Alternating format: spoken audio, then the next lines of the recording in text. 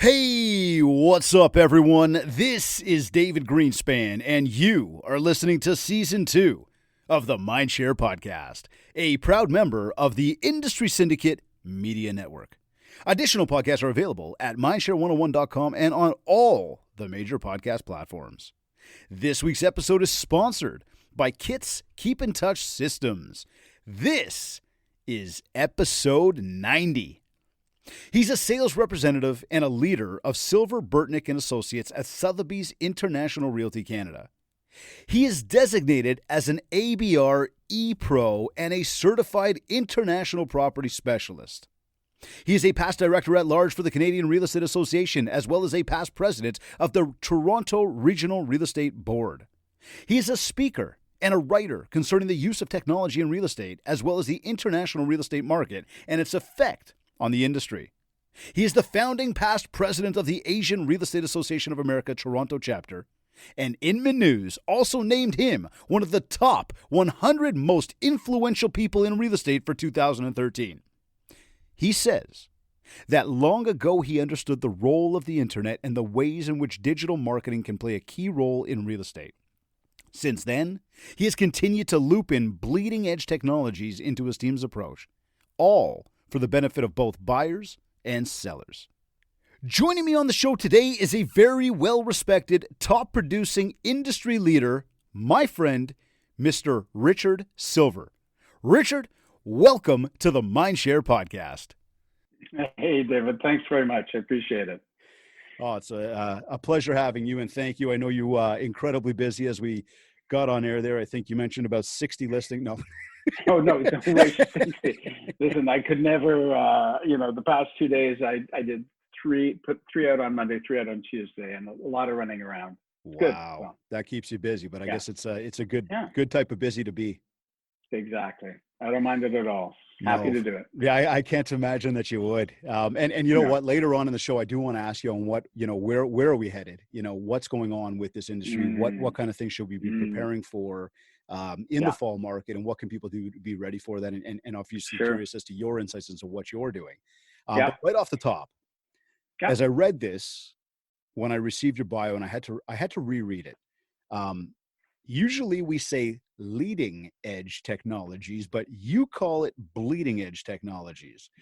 And as I reread, I go, no, that's what he means. So I'm curious, what do you mean by bleeding edge? I'm a really lazy person at the base of my being.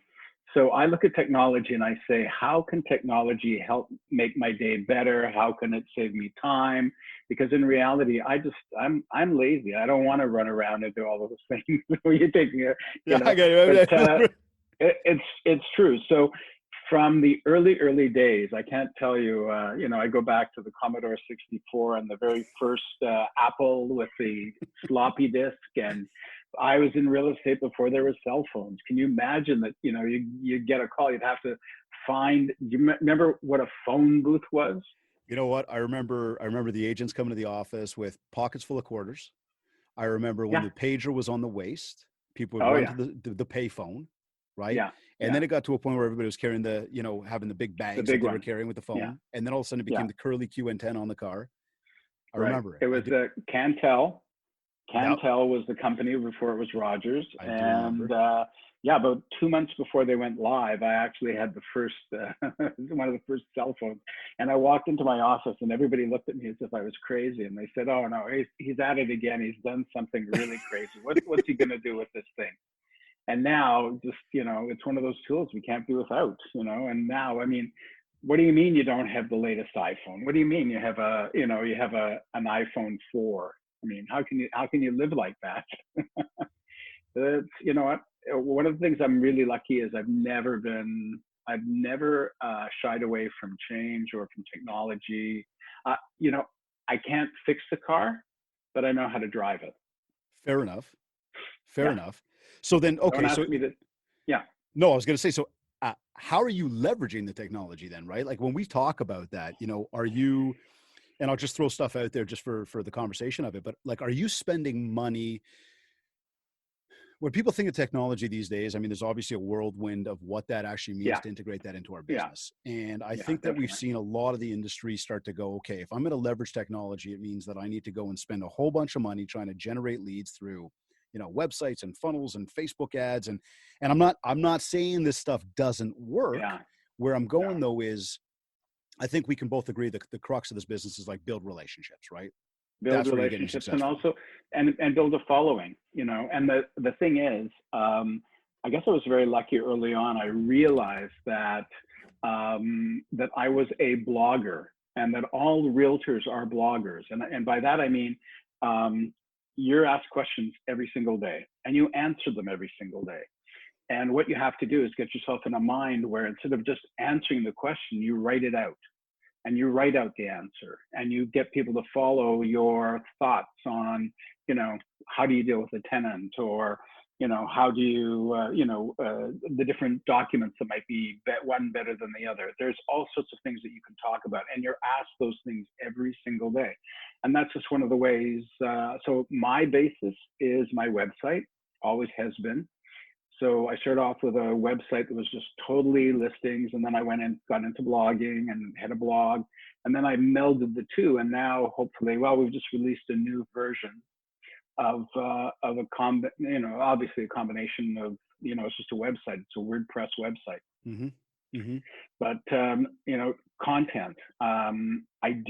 There's a couple of new tools that I'm using to get the odd lead, but I still think at the end of the day, the more you write about termites in Toronto, the more you write about insulation, the more you write, strangely enough, those things get picked up around the world, and you get to be the person who they're going to contact. Okay, and I love what you said there, because I think that gives a lot of tactical information right there. So Yeah. let's go deeper for a moment then. So we say, because I love that, and for everybody tuned in right now and listening to the live or the recording, listen to what was just said. It's not just answer the question, but it's write it down, pen to paper, and Mm-hmm. then literally take it out of your mind. And as you're answering that question, you're going to begin to expand on a whole bunch of different points as to why you got to watch out for termites. Exactly. And now you've got Exactly. content. Yeah, you have content, and the thing is that I don't think people realize, when no matter which realtor you are, the minute you're out with clients, you're answering questions. And just take those questions and write out the answers and then post them as a blog post. Because that's people, they want to know how to downsize. They want to know, maybe I'm going to go into real estate. So what do I have to look out for? What are the first 2 years in real estate going to be like? How can I sell my home privately? My broker of record at the time loved that one. I went through, here's 25 things you need to do to sell your home privately. They're like, And the what reality, are you doing, Rich? and at the end it said, most people will not attempt to do the 25 things that we as realtors do. So if you don't want to do that, give us a call. He was fine with that once he read it, but it was, right there on my blog, how to sell your house privately. Well, okay, so let's take the basis of I don't know how to fix the car, but I know how to drive the car. Yeah. Right. We can all watch a YouTube video about literally anything these days, learn how to do anything, but it's, are you going to do it as well as the person that actually does it? Yeah. And there's the big Yeah. difference. So in terms of then, staying on that topic for a second with like the blogging, I know that you do a bunch of written blogging. Right. Do you leverage anything from audio and or video to do your blogging as well? Or are you isolated to kind of writing, posting it on the website? Well, I do, these days, especially with COVID, is I've been doing like tons and tons of interviews with different people, finding out what the service providers are doing, how they're dealing with COVID, what are the protocols that need to be in place for showings. And we're interesting. I just got a note from Rico a few minutes ago that they're allowing open houses now. I just saw that as well. Yeah, it just came out. I thought, well, okay, but here's all the things you need to keep in mind. Right. So, there's an absolute ton of topics. And then every time I write one, I shoot it out into the social media as well, because I'm a big social media guy. Haven't tried TikTok yet. I'm a little bit nervous about it, but I think it's, as long as as long as it stays around, I think it's going to be a great thing for us to use. It's just a different demographic. I'm still one of those old guys who does a lot of Facebook, and I'm doing some Instagram. Okay, and that's what. So with that, okay. First off, on the TikTok front, Yeah, TikTok seems to me like it. So far, it takes a lot of time to almost put together a TikTok. yeah. My wife, I have nicknamed her TikTok because she is just all Mm, over it. The crazy it's part, though, entertainment. if you really want to get Yeah, real there for a moment, you can get 40, 100,000 views in like days. It's yeah, not like Insta or Facebook anymore where it's completely oversaturated. I mean, it's oversaturated, I yeah, guess, but there's a lot of potential there. yeah. It depends on what's your brand look like and how you're going to portray yourself, and perception is real, right? I'm still trying to figure out how to do that as a realtor, because it's That's what I'm saying. that's the key, is how to do that as a realtor. I mean, I'm fascinated by the gymnasts and the divers and the dancers, and that's my kind of thing. I can watch that for hours. Yeah. But do I want to watch a garage door open? I don't know. That's the thing, right? You know, And I'm with you on that. And and I'll keep you posted as to what I come up with, because I have been sure. thinking that through as well. It's the same way, like I said to people at one point, Snapchat. uh, At the time, Snapchat was all about something that was for sort of a very young demographic to show pictures Yeah, that disappeared in 24 hours that nobody else would see. yeah, Instagram adopted that into stories, which quickly Facebook did as well. And I will say to most people or everybody, I think they're one of the most powerful platforms you can use in terms of social yeah, stories, because it is definitely. raw, it is real, it is Yeah, a day in the life of you, basically. yeah, And I yeah. think that gives a great perception to people. So, you got somebody asks a question, and this is for everybody again. That's why I'm repeating this. But you got somebody asks a question, you answer the question, you put it down into a written blog format. You take that, you post it up on the website, you post it Right. up on your social media channels, and it Yeah, goes. yeah. Do you And spend money to? sometimes, Yeah. and sometimes I will do a video of it. Okay. Cool. If it's something I think it's really pertinent, I'll do a video, because I just think there's people who would rather watch a video than they would. And you know what? It's funny, because if it gets into a whole other thing, you know how you see these videos that people do of a property, and they have a scripted speaker, or some actor or something is talking about the property, and I just want to shake the agent and say, get out there and do that yourself, because you show your personality. Don't have some actor with a wonderful accent. I mean, you've got a great voice. I don't have a great voice for radio, but I still get out there and people get my personality when I'm speaking, and I think that's really important.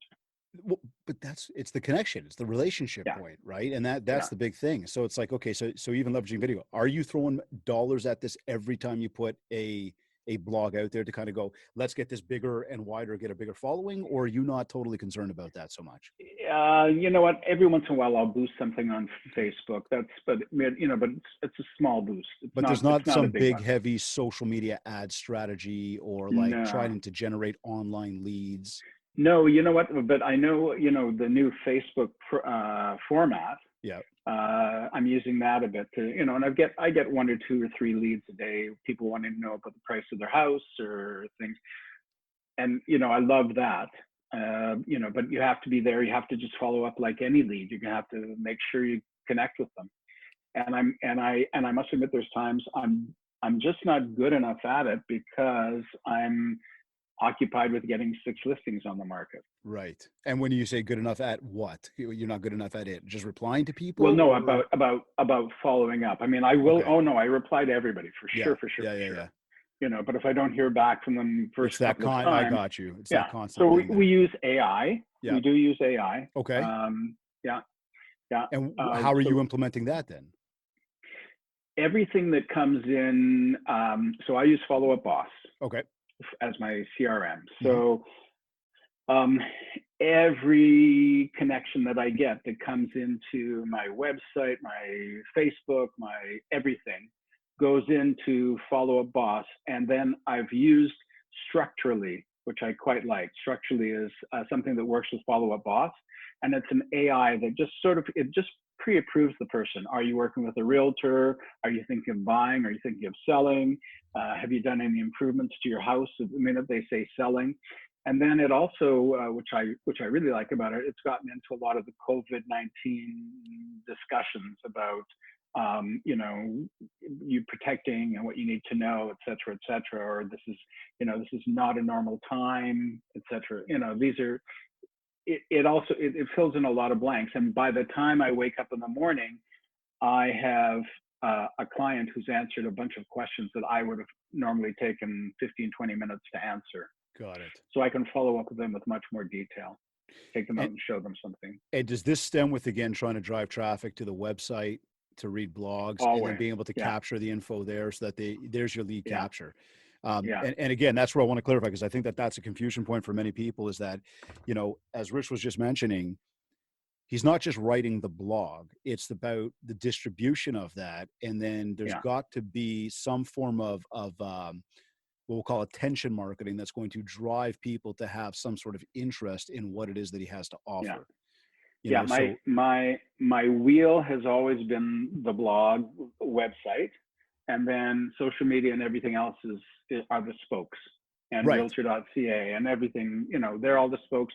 Get people to go to the website, because that's where we build the relationship, I think. And they learn, they learn about me, they learn about some of the properties, and it's really, you teach it all the time. It is a personality business. It's a person-to-person business. It's like, you're never going to find the woman of your dreams if you stand by the wall at the prom. You got to get out in the middle of the floor. So you got to get out and do something. So. Okay, so then with that, right? Because when we look at most realtors wanting to get in and start to leverage these technologies, and you've just listed off a few, and a process for how you're going about it, when we look at that process, when we say even leveraging technology, if I said, what would be that action step that you would suggest to people that says, if your goal, or there's a thought in the back of your mind that says, what, I need to step up my online strategy. Yeah. What would your kind of, systematized kind of advice be to that? And I think we've just labeled it off around the blogging, but I'm just curious, is there expansion to that anyway? A website that has both listings, it has information about you, and it has blogs, it has information, it has content. And I think I would focus mostly on content. And part of the problem is when you get really, really busy, it's the content that sort of drops down in priority, and it shouldn't. So you may have to go, I just signed a contract with somebody who's going to provide content. And I will give them the topics, but they'll do the research, they'll do the photography, and they'll post it, and before posting it, I'll approve it. Okay, got it. You have to go to third parties sometimes. Well, you definitely, look, there's always something to be, to get some assistance on, but you put this out there. And like you say, content, right? And I agree with you on that. There are a lot of people though that will go, it takes so much time. Like I've done a ton of R&D on this, and I've asked this thousands of times and literally tracked the answers. And we know that just in general, people don't want to be giving free advice. People don't want to host seminars. It's time wasted, quote unquote, right? It's not. Okay. And I agree wholeheartly with you on that. Yeah. But you see me at all those events, and always. Really, I don't get paid to do them. I don't do, the only thing I do is make the connections. And so that when the time comes and they have a client looking in downtown Toronto, they pick up the phone, call Richard. So I can't tell you the number of referrals I get from all over the province, all over the world, just because I've made those connections. You got to do it. But I put the time into writing this content. I put it out there. I didn't get a lot of likes. I didn't get a ton of views. I didn't get a deal from it. You want me to do this again tomorrow? Yeah. What do you say to that? I just say, bottom line, yes. You know what? I think you're gonna learn from doing it, and it also helps you shape those answers. Sometimes you just, on the fly, you'll answer somebody. And you need to sometimes just be able to shape the answer so it's a more complete answer. And writing it down for me is what allows me to shape it. And now you've got this idea that I'm just going to become consistent with what I'm doing. I'm going to Yeah. start to build this into my regiment of how I'm Yeah. doing. My daily life. Yeah. We just did the transfer from one company to the other, and I think we transferred over 900 blogs, 900 pieces of content. So, From one place to another place and just loaded yeah, that back up over there. yeah, And again, there's a ton of content, a ton of value add, yeah, and everybody's got to understand too, right? And I was having this conversation with somebody, I believe yesterday, but it was when you're putting your content together, the more keywords that you're using, real estate, if you work yeah, in Toronto and you talk about yeah, Toronto, the more you do yeah, that and the more that's in your writing, the more it's in your title, the more when people search for some of these things, you're going to yeah, come up in the search criteria, which just again is you just building more mind share through the online platforms. yeah. Because it's true, but there's also the fact that sometimes what happens is, you know, I'll write something about something that's an issue for my clients, like let's say termites in Toronto, Mm-hmm. right? And so I wrote this article years ago about termites in Toronto, and I did this research, and I went to the city, and find out how they started coming to Toronto and how they, and introduced the people from Etna, et cetera, et cetera. Now, strangely enough, if you search termites, my blog from 15 years ago comes up almost right at the top. Really? And I'm going like, yeah, it's like, and it's just because people kept on going to it and nobody was writing about it. So there are things that people, don't write about that, you should. And my recipe for turkey, how to make the most perfect turkey. It's, everything's a little bit about you and, whether it's cooking or whether it's the things about a building or the things about the market. I was thinking the other day, I can't tell you how many times in my life I've been asked, so what's happening with the market? You know? Absolutely. So So there you go. Write out your answer. write out your answer, but also, what's happening with the market could be, how do we determine what's happening in the market? What do we base our thoughts on?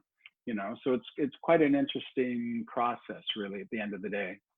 Well, I'm certainly a believer that the way we as the industry answers that question to people that are not in the industry but maybe interested Yeah. will determine sort of what can happen with the market. Because if the whole time we're going, well, Yeah. it's not really a good time right now, all of a sudden it's not going to be a good time right now. Yeah, Right? and it's funny.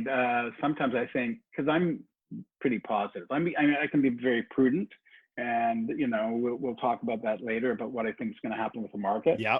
But so I'm prudent, but I'm also very positive. I mean, I like the business. I've loved the business for 40 years. I've been doing it, much longer than I ever thought I would. So I was going to ask you that. So it's been about 40 years now. I'm into my 41st year now. Okay. Hey, congrats, man. You take that sigh like, oh my God. Yeah, it's like, well, it's one of these things. I thought, okay, I'll get in, I'll make a lot of money in 10 years, and then I'll get out and I'll spend the rest of my life on some island enjoying the water as it comes in, and then watching the ocean and the waves and, the whales, Okay, I'm hasn't gonna happened go there yet. for a second, and then I'm gonna rewind because I want to give a learning moment for a moment on this marketing stuff. But Yeah. why aren't you on some island watching the whales then right now? You know what? I really like my job. I don't know what I would, part of the problem is, and everybody will tell you this, and this, real estate is a life. Yeah. It's not just a job, and it just permeates your whole life. And then you get to the point where you think, well, you know what? Maybe I won't work next year. And I'm going, what am I going to do? What am I going to do? I'm going to sit here and I'm going to, my thing is probably very soon I will start taking a little bit more time down south over the winter, but it doesn't mean I won't be, what, my team will tell you that, they don't like it when I go away on holiday because I actually am in touch with them as much or more. Yeah. Because I'm saying, did we do this? Did we do that? Did we do this? Why don't you go do this? So well, it's just, that's what it's my guy not as said. I if you're came taking back. time. I did that ride 17 days on the road there out to Tofino, and I came back, and it's like that day just lit a fire everywhere, and everybody's like, I know. "Oh, Dave's back." Yeah, really. Well, But that's it's the way. But even when I'm away, I'll be in Mexico, and I'm on the phone every day, and I'm doing everything every day. well, there's the technology thing, and that's where I wanted to go to that teaching moment for a second and say to everybody Yeah, that, as you're tuned into what Rich is saying about blogging and content and teaching people, we talk about value all the time, right? And yeah, providing value, and it's almost to the point where people are like valued out just because of the fact that we always say give value, but yeah, that's kind of what it comes down to. And so when we say give value, it's when we go back to this principle of AIDA: attention, interest, desire, and action. And we think, okay, we're going to create the content.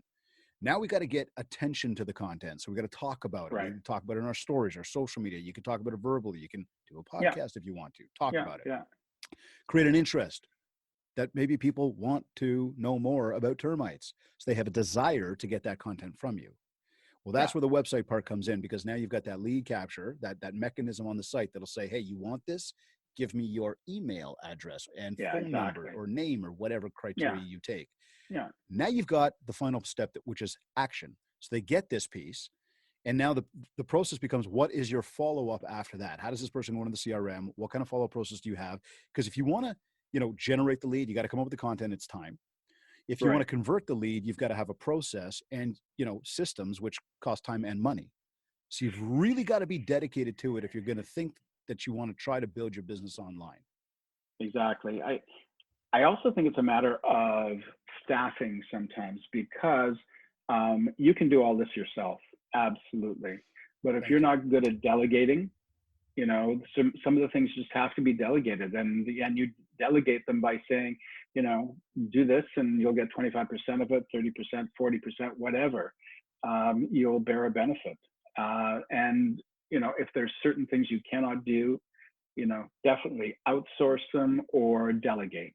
And there's so much now that so many resources now to delegate and to share information and to get people, and AI is pretty amazing. I mean, some of these AI, the ones I love are the ones you have no idea that they're AI. You really think it's the guy in the next room who's talking to you.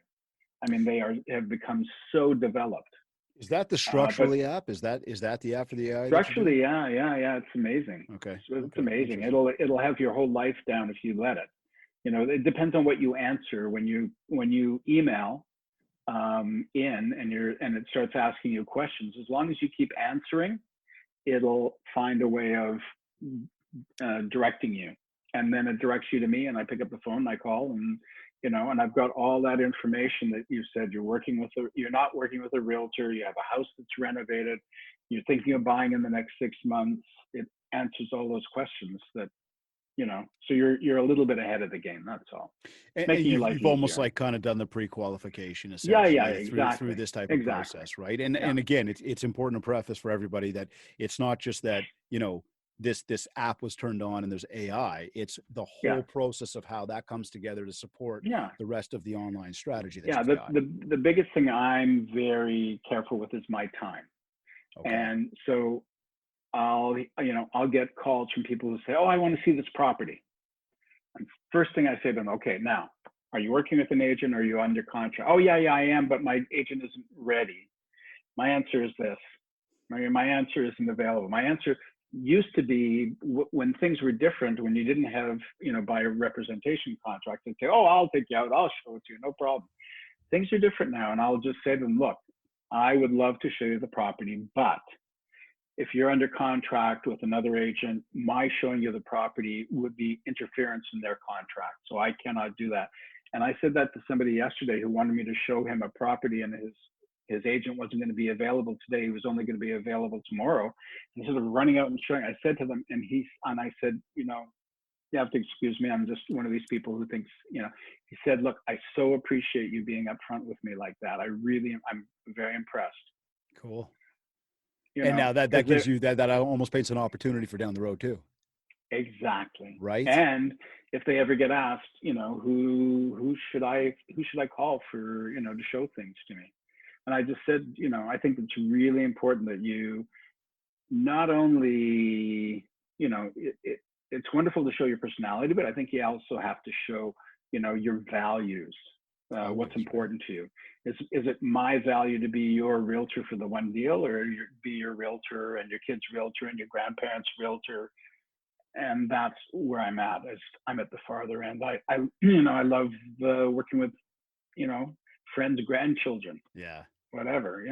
But You there's the want to be the relationship person. part of the business, right? Like Exactly. it's naturally ingrained into you to say that initial conversation is not, this is not just a one and done.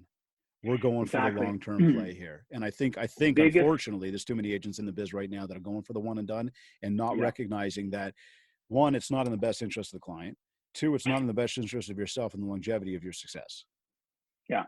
We had in the early days, there was an agent. I was working at a company you probably never heard of, but it's called Terry Martell Real Estate. Which And one? there was Terry Martell Real Estate. No. It goes back a Okay. long time. It was back into the early 80s. Okay. Anyways, he was a great broker, but there was one guy who was amazing, an amazing agent, and he did huge volume.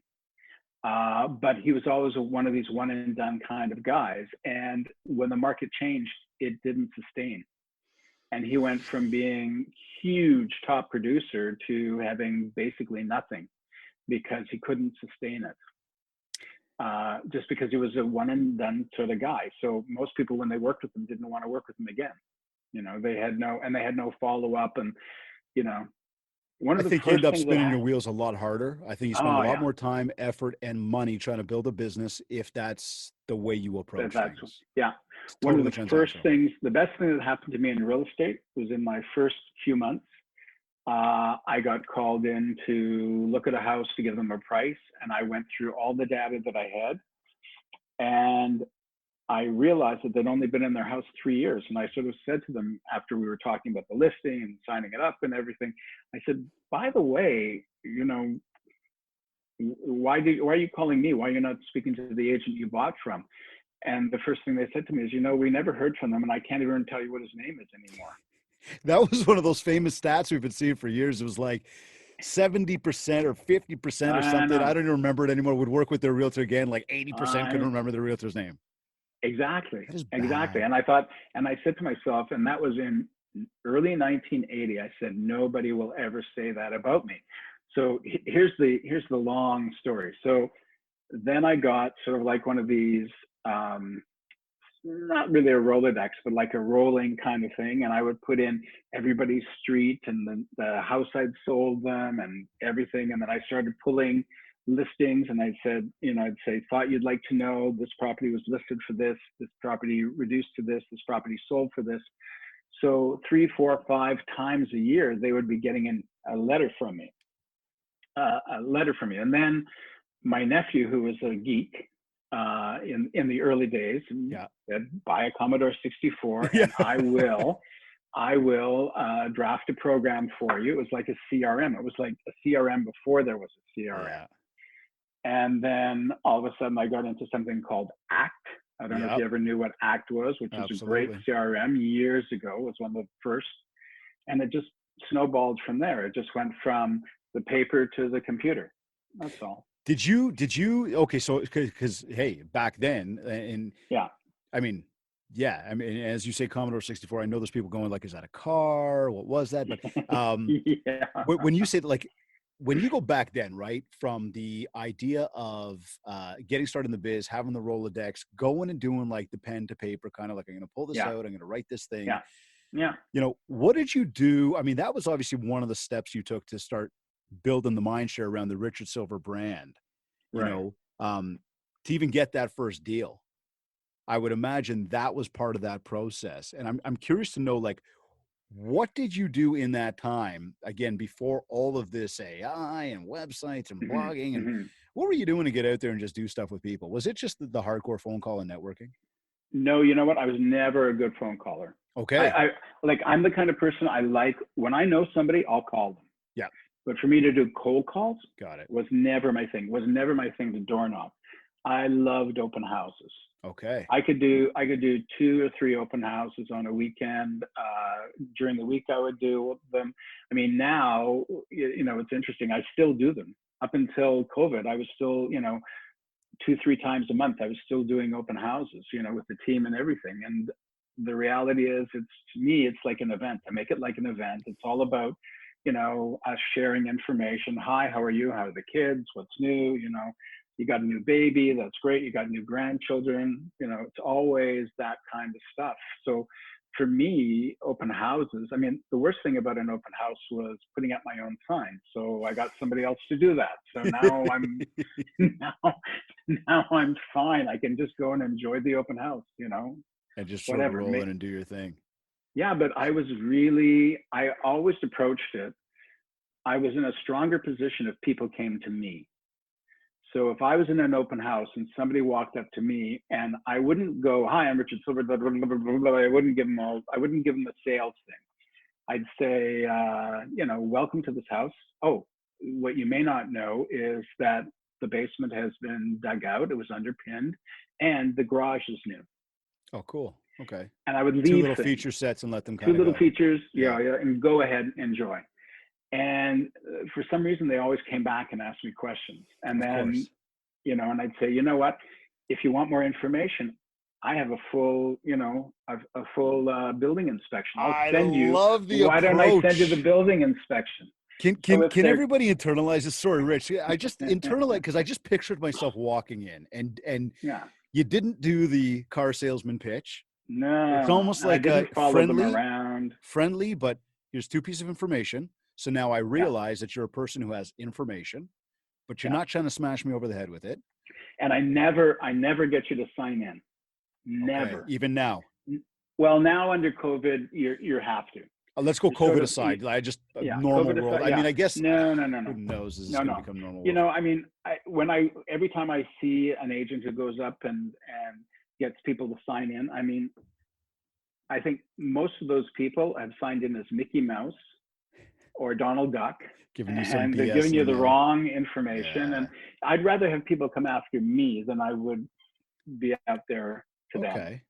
Fair enough. Yeah. You know what? I love the approach, though, in terms of the open house. And I'll tell you, I mean, we know a lot of mutual friends of ours who swear by open houses, and some that will tell you, "I will never do one," you know, but much the same in that to everybody, tuned in. It's not, "Oh, wait, I got to start open houses." Hey, if it's not for you, I get it. But if you're doing not for you, if you're doing it, don't listen to the people that say it's a waste of time. No. It's the same way where I tell people, like, if you're a door knocker, keep going. Like, people see business from it. Listen, I'm not a door knocker. However, really good friend of mine, very nice looking guy. I live and work in, say, Cabbagetown and Rosedale. My clients are never there during the day. If I knock on the door, I've got the nanny to speak to. Yeah. So it doesn't make sense for me. Yep. He works in Old Toronto, up north, knocks on the door, and an older woman who's been living in the house for 60 years answers the phone. She looks at him and she says, "Oh, come and have tea."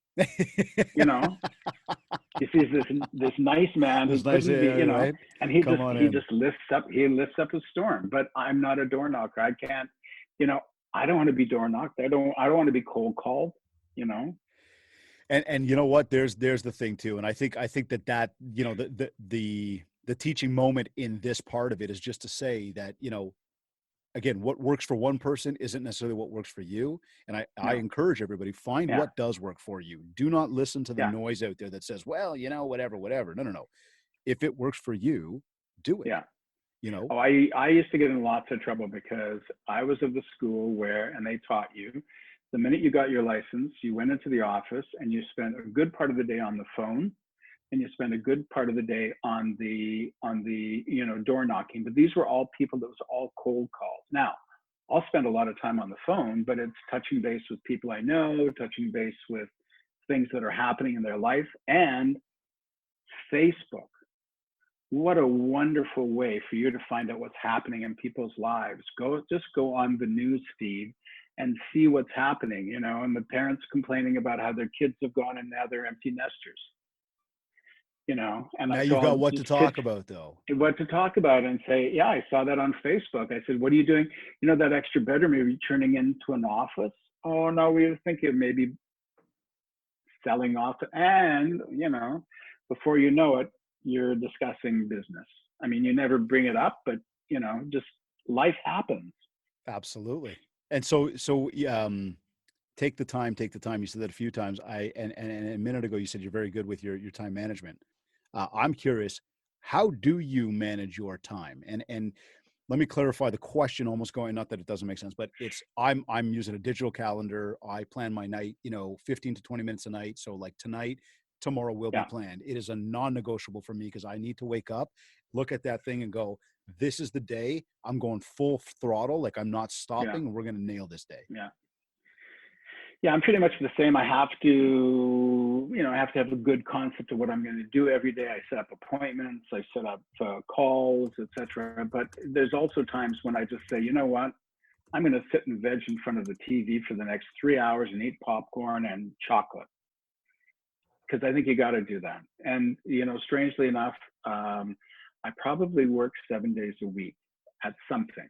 Not that I mean, I don't really, this weekend I'm off to friend's cottage for the first time in about 3 or 4 years of going Nice. to I'm going to a cottage for 2 days. I'll still work when I'm there. I know it. So I'll still what be are you doing answering to the phone. structure the day though? Like how does it, not like exactly what happens in your day, but your digital and all that stuff? Yeah, I mean, I'm using, obviously the Google Calendar and putting in.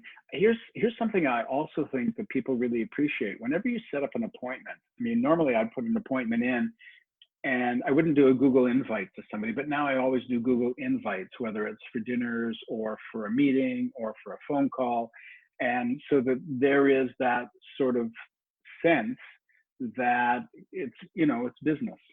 It's business. It's not just, well, I'll give you a call when we get there. It's not, it's very serious. It's a little bit more of a serious situation. So, Mm-hmm.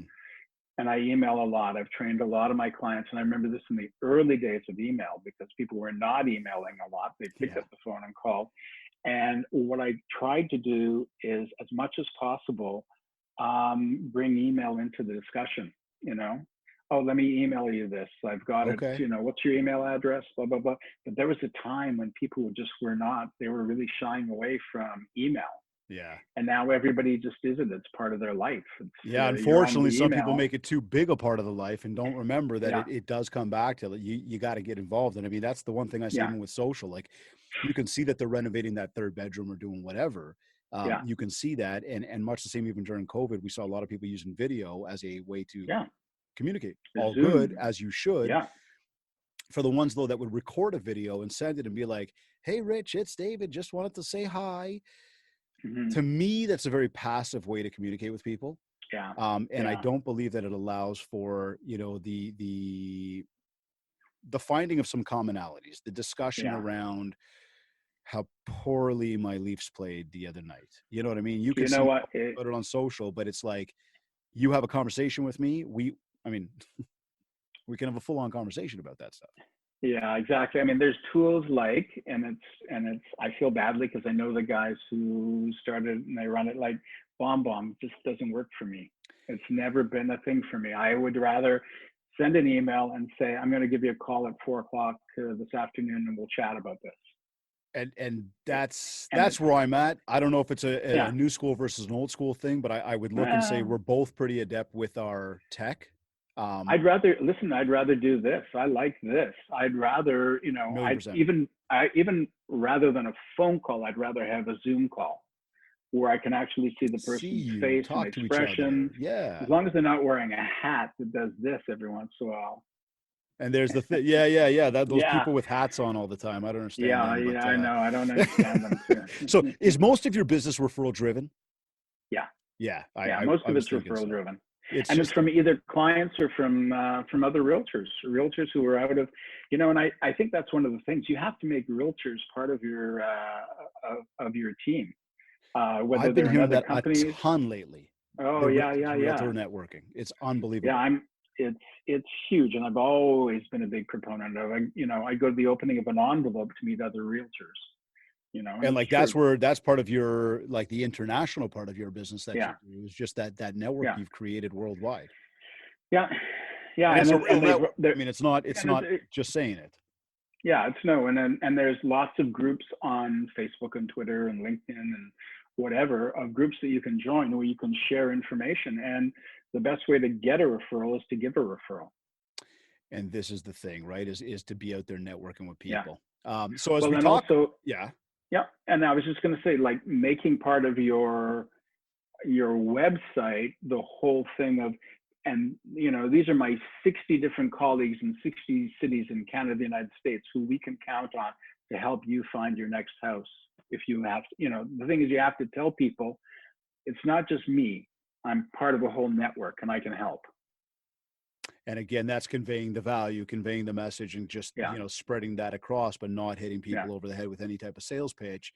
Yeah. It's just through the day to day of what you do, people start to pick up on, again, what you do. So looking at that, I'm curious to know, as we talk about all this stuff in video and time management and tech and all these things and online. Yeah.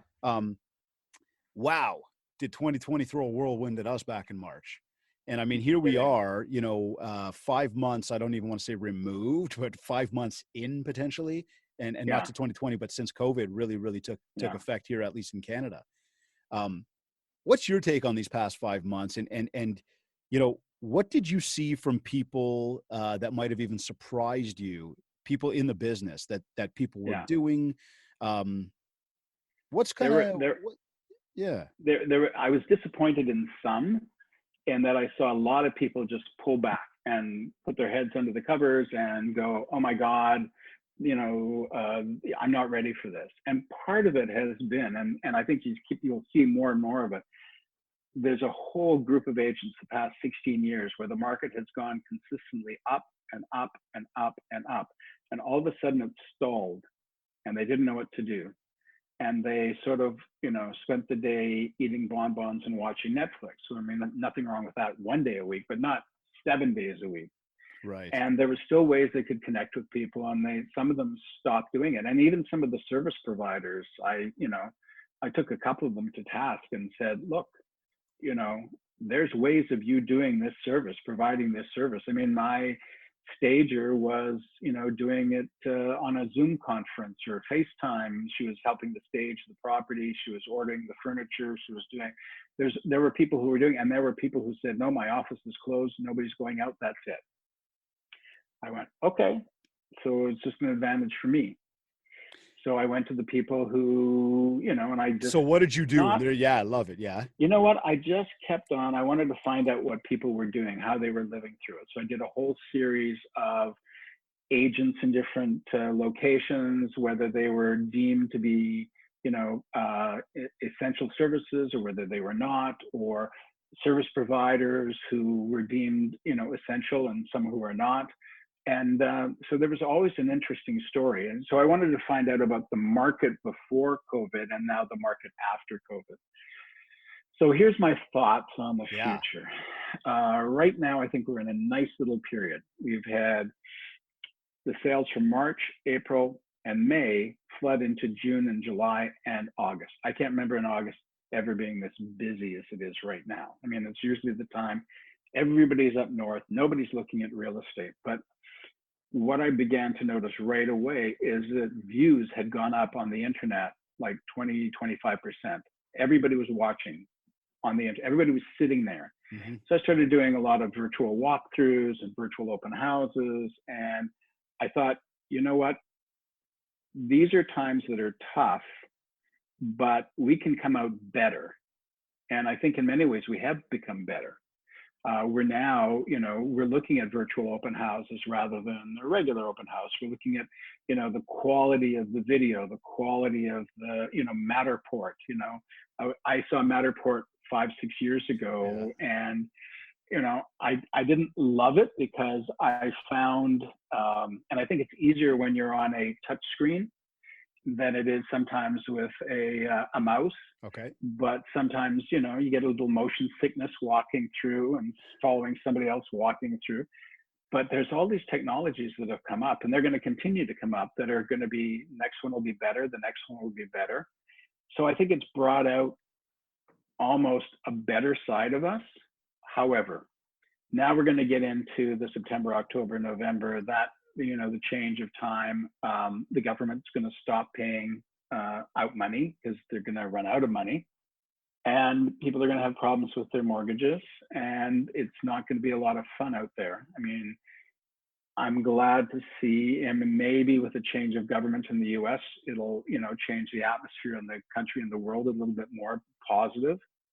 But I think we're going to be in a rough and tumble ride for the next couple of years. And I've been through it enough times to know that you want to be careful about what you spend. You want to be, careful about the times. You want to just make sure, you want to be careful about pricing. You want to be careful about the amount of advertising. Don't stop advertising. Don't stop doing any of those things. Change it around a bit. Be sensitive to, don't post, we've just sold, unless that, believe it or not, we marketed this house through COVID-19. We did it virtually. We did all of the documents virtually, and we closed the deal virtually. So it is possible doing. That's the story that people want to hear. They don't want to hear, hey, I just sold a house. Yay, I'm wonderful. I think I want to hear how you're doing it. Well, I think that's been a big thing too. We saw that for a while, where it's all, look at me, sold over asking, look at me, sold for this, look at me, sold this fast. Yeah. It's like, you got to remember number one. That's not what we're looking for. That doesn't benefit. I'm number one. Yeah, make the client number one. Client's always number one. Always. And if you're not making the client number one, you're going to be in the business for a very short time. To all of our Mindshare Masters, we're going to be opening up our VIP room in just a few moments. So I encourage everybody, if you're watching from the Facebook Live and you are part of our Mindshare Masters, tap in, join us in the VIP room there. Rich, what should realtors be doing now? Because do you think there's going to be a second wave of this thing in September? I think there's going to be a second wave. I don't even know that I think we've done very, very well in Canada. We really have. I think we're being very careful. I don't think it's over at all. And I think, until we actually get a proper,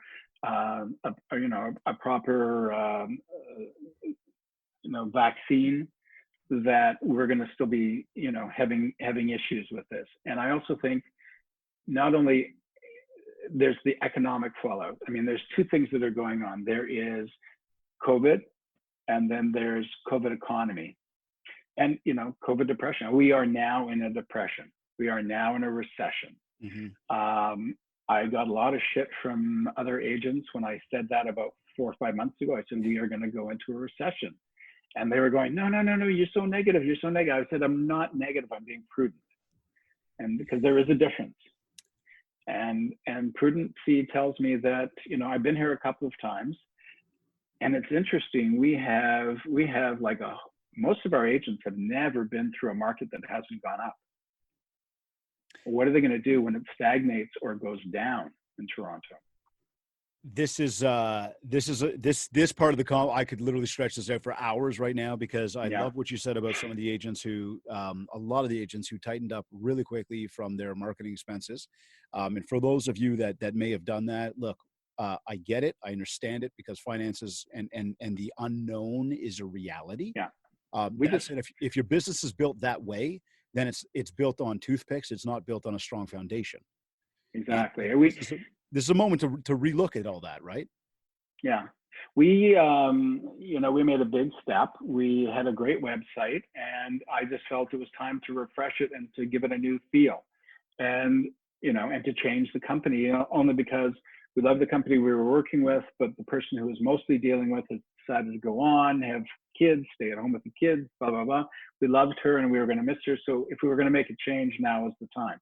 It's right in the middle of all the COVID issues, so here we are, we're spending money. We're, spend a lot of money to create a new website, but there was no way. You can't just sort of pull back completely. You have to decide what's working and what's not working. And then, you still have to make those decisions, but don't stop the marketing at all. You've got to keep going. I love it. And I agree with you on some of these factors that are going to be affecting our economy as we move forward. I'm looking at things like the mortgage deferrals. The banks are going to say, hey, give us our money back. The mortgage deferral is just a deferral. It's nothing more. It's still, but that's the thing. You got to pay it. And they said 6 months, September, 6 months. Yeah. School going back, is it going back? I mean, we know that there's in some cases, but there's going to be families that decide not to, which is going to affect employment. If the second phase or the second hits, there's going to be a lot of factors that are affecting our housing market. And to everybody, I recommend you really have a good look at your systems. You look at your marketing, you look at your expenses, you look at your processes, how you run your business, you analyze that.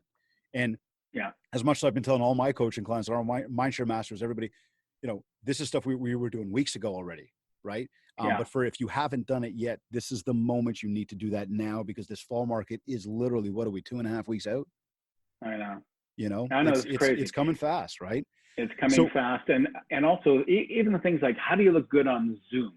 Okay. Like spend the money nice to pair get of the proper glasses. Lighting and nice pair of glasses, the virtual backgrounds, the lighting. It's all very, very important, because you're out there, you're going to be on Zoom now. So where instead of going up and knocking on people's door and wearing a 3-piece suit, you got to have that 3-piece suit attitude when you're on Zoom. Yeah. Because if you're not, if I'm looking like this all the time, hey Dave, how you doing? And you're not going to get that listing. You're not going to get the job. And that's the thing. It's adapting. So, on that note, because you and I could go on for a long time on this topic for sure. What sort of what last words or tips or advice can you share with anybody tuned into this now, in terms of again, the embrace of technology, but not the smoke and mirrors around what it will do for our business, and B, maybe preparation around what can people do to somewhat prepare for a possibility of what maybe lies ahead? You know what? I'll tell you, the last 2 recessions, I made lots of money in. So I don't worry about myself. However, mentally, I think right now people have maybe sort of a COVID depression. Mm-hmm. And I think that you're going to see from a lot of people, they're going to be just down.